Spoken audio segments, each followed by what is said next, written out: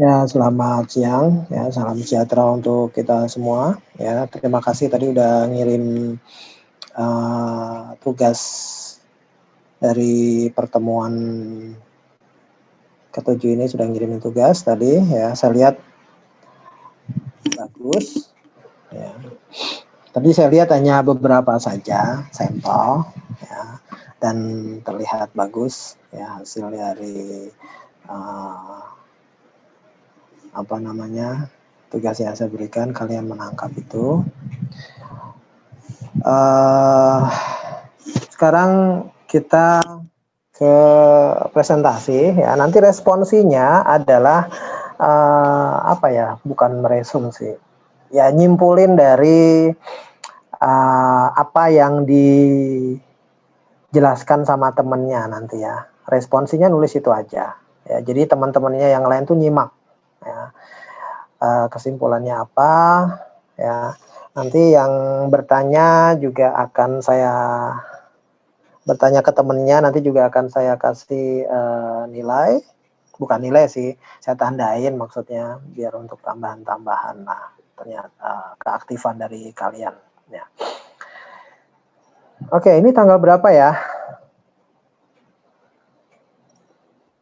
Berapa? 12 ya? 12, Pak. Oke, tanggal 12 itu nomor absen 12 Fahri Hidayat. Ya, Fahri Hidayat tentang apa Fahri? Mana Fahri? Iya Pak, Oke Fahri. Fahri dapatnya uji Kolmogorov Smirnov untuk 2 sampel Pak. Oke, Kolmogorov Smirnov 2 sampel. Silahkan, saya juga buka tugas kamu. Iya Pak. Fahri. Yang ditampilin yang ini aja, PDF-nya aja yang hasil punyamu, tapi yang di PDF-kan biar nggak berubah-berubah dan lain sebagainya. Iya Pak, minta waktu sebentar ya Pak, buka filenya dulu. Ya.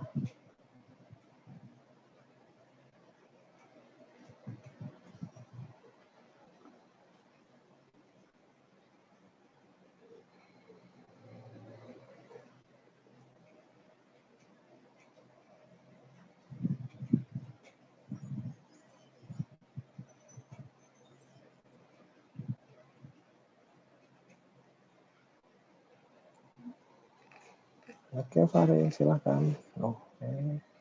Yang di PDF-kan yang inimu ya.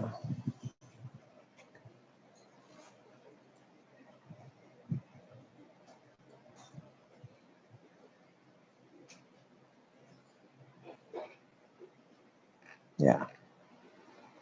Ya, silakan Fahri. Assalamualaikum warahmatullahi wabarakatuh. Waalaikumsalam warahmatullahi wabarakatuh. Jadi Fahri dapat survei mengenai uji Kolmogorov Smirnov 2 sampel. Di sini Fahri melakukan sebuah mini research, penelitian kecil, untuk melihat apakah ada perbedaan metode pembelajaran tatap muka dan metode pembelajaran jarak jauh terhadap indeks prestasi mahasiswa. Sebentar Pak.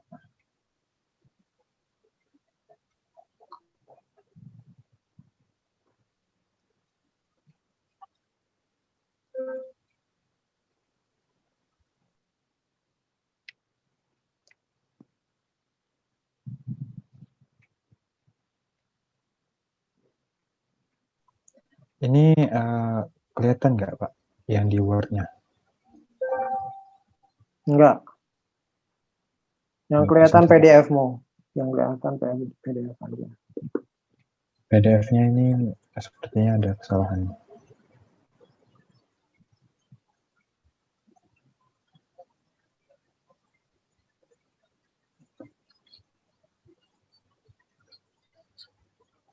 Sebentar ya Pak. Ya.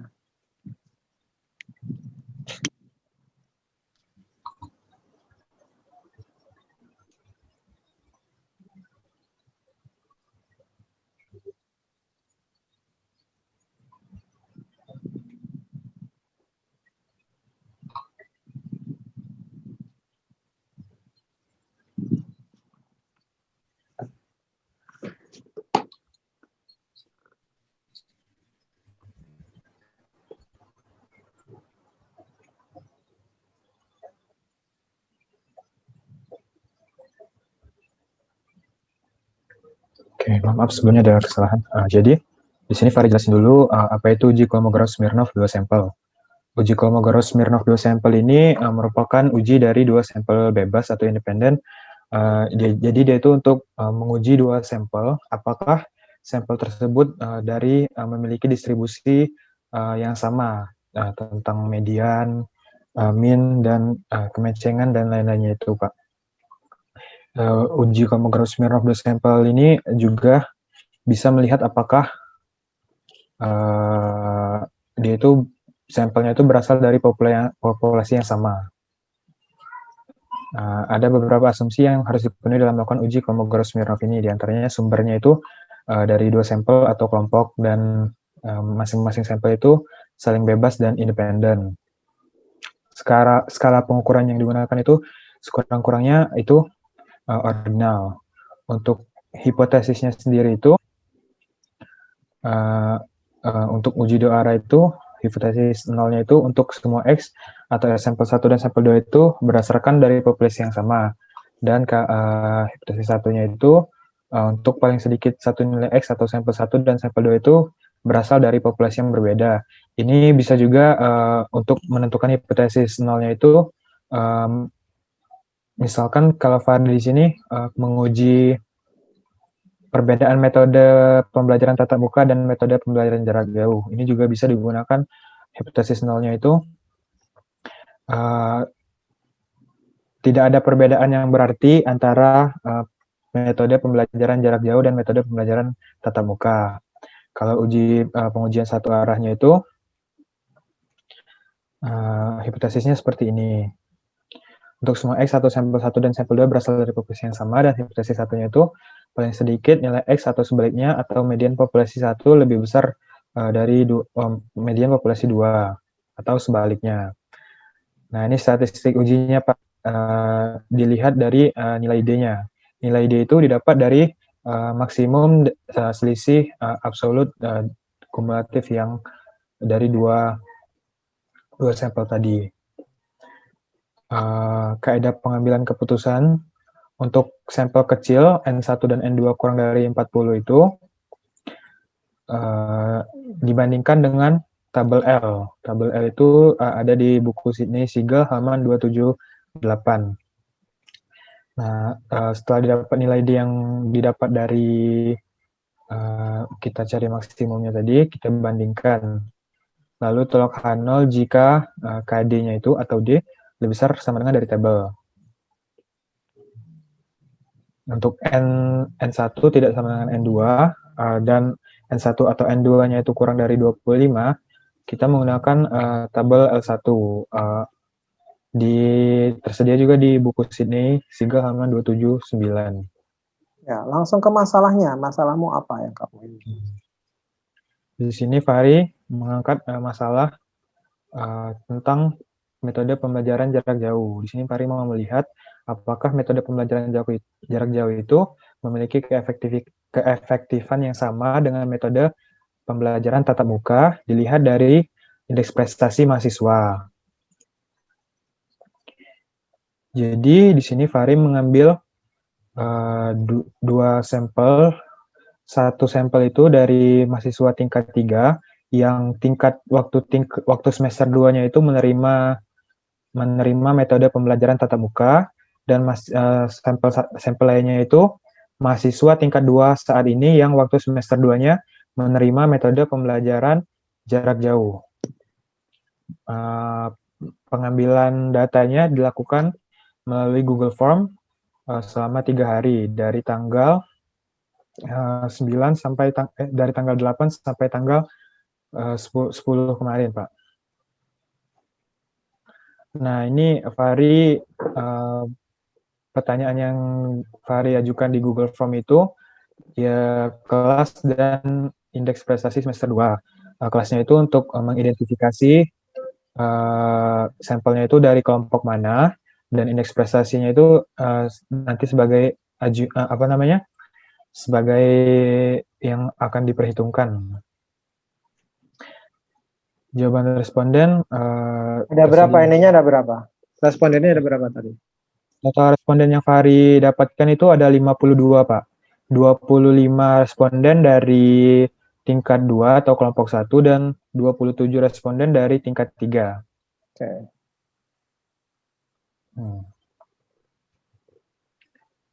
Ini hipotesis yang Fahri bentuk. Untuk hipotesis 0 itu tidak terdapat perbedaan indeks prestasi antara mahasiswa yang menerima metode pembelajaran tatap muka dan mahasiswa yang menerima metode pembelajaran jarak jauh. Untuk hipotesis lawannya atau hipotesis 1, terdapat perbedaan indeks prestasi antara mahasiswa yang menerima metode pembelajaran tatap muka dan mahasiswa yang menerima metode pembelajaran jarak jauh. Nah, ini untuk perhitungan manual, karena uji Kolmogorov-Smirnov itu menggunakan tabel distribusi frekuensi, maka Fahri bentuk dulu tabel distribusi frekuensinya, didapat seperti ini, Pak. Untuk frekuensi tingkat 2, untuk interval IP semester 2, 2,79 sampai 2,94 itu 0 dan seterusnya, hingga total sampel yang tingkat 2 itu ada 25 orang, dan frekuensi tingkat 3 itu ada 27 responden. Lalu kita bentuk tabel distribusi frekuensinya, SN1 dan SN2. Lalu kita cari absolut selisih dari kedua sampel tersebut. Lalu kita cari yang terbesar, nilai terbesar dari absolut selisih tadi. Didapatkan di sini untuk interval yang IP semester 2 3,27 hingga 3,42. Itu didapati 17/75. Itu sebagai nilai dihitung yang didapatkan. Lalu kita melihat nilai dari tabel. Karena tabelnya itu N1 tidak sama dengan N2 dan keduanya itu jika ditotal itu lebih dari 40, maka kita menganggap tabel M yang terdapat di buku Sigel halaman 297 tadi, didapati nilai tabel itu dengan rumus didapati dengan tabel M itu tadi, Pak, didapati 0,3775.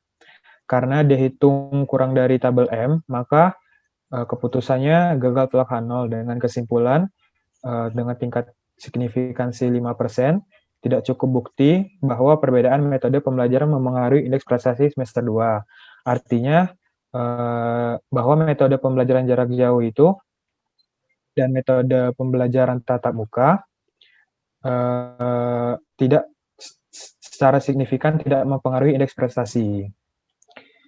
Ini adalah lalu perhitungan menggunakan SPSS, Pak. Ini langkah-langkahnya. Import data dulu. Setelah itu, untuk menganalisis dari SPSS itu, kita menggunakan fungsi analyze, lalu non-parametric test, ada legacy dialogues, dan lalu pilih 2 independent sampel, seperti gambar berikut ini, Pak. Analyze, non-parametric test, legacy dialogues, dan 2 independent sampel. Lalu akan muncul kotak dialog seperti ini. Karena variabel yang akan Fahri uji itu adalah indeks prestasi, maka indeks prestasi itu kita masukkan ke test variable list, lalu grouping variabelnya itu merupakan tingkat. Di sini kita definisikan grupnya yang akan kita uji itu kan ada 2. Nah, grup yang pertama itu 2, karena di sini Fahri tingkatnya ada tingkat 2 dan tingkat 3. Untuk grup pertama itu 2 dan grup kedua itu 3. Setelah selesai itu, kita klik continue dan OK, lalu muncul hasilnya seperti ini, Pak. Untuk nilai most extreme difference absolutnya itu 0,258. Sedangkan untuk p-value dari pengujian 2 arahnya itu 0,354. Nah, dapat dilihat di sini. Nah, sehingga karena dihitung absolut atau most extreme difference absolutnya itu lebih kecil daripada p-value-nya, lebih kecil dari tabel M-nya maksud saya, dan p-value-nya itu lebih besar dari alpha, yang berarti gagal tolak H0 atau diputuskan bahwa tidak dengan tingkat signifikansi 5%, disimpulkan tidak cukup bukti bahwa perbedaan metode pembelajaran mempengaruhi indeks prestasi semester 2. Keputusan dan kesimpulannya ini sama dengan uji manual yang telah dilakukan sebelumnya. Lalu untuk perhitungan dengan RStudio, sama saja. Di sini kita setelah import data kita bisa menggunakan fungsi KS-test. Di sini hasilnya kita dapati nilai D-nya 0,25778 dan p-value-nya 0,3543, sama seperti yang didapat pada pengujian menggunakan SPSS. Jadi kesimpulan dan keputusannya pun sama, Pak. Jadi setelah dilakukan 3 uji tadi, 1 uji dengan 3 metode tadi, yaitu manual, SPS, dan R, keputusannya itu sama, gagal tolak H0, atau dengan Fahri dapat menarik kesimpulan bahwa dengan tingkat signifikansi 5%, tidak ada perbedaan yang signifikan, tidak ada perbedaan indeks prestasi yang signifikan antara mahasiswa yang menerima pembelajaran menggunakan metode tatap muka dan menggunakan metode jarak jauh. Terima kasih. Ya, file yang dikumpulkan ke saya nggak seperti ini ya tadi. Kayaknya. Iya Pak, waktu tadi itunya ternyata ada salah save kan, karena Fahri di Word-nya itu menggunakan heading 1 dan heading 2 itu ternyata waktu di Word-nya itu terclose, Pak. Jadi waktu di render di PDF-nya itu seperti yang di Word. Nanti Fahri kirim ulang aja, Pak. Ya, kirim ke email ya. Di zip ya. Word iya, Pak. Oke. Baik, Pak. Ada pertanyaan dari temannya? Itu alfanya 5% ya tadi ya? Iya, Pak. Alfanya Fahri menggunakan 5%.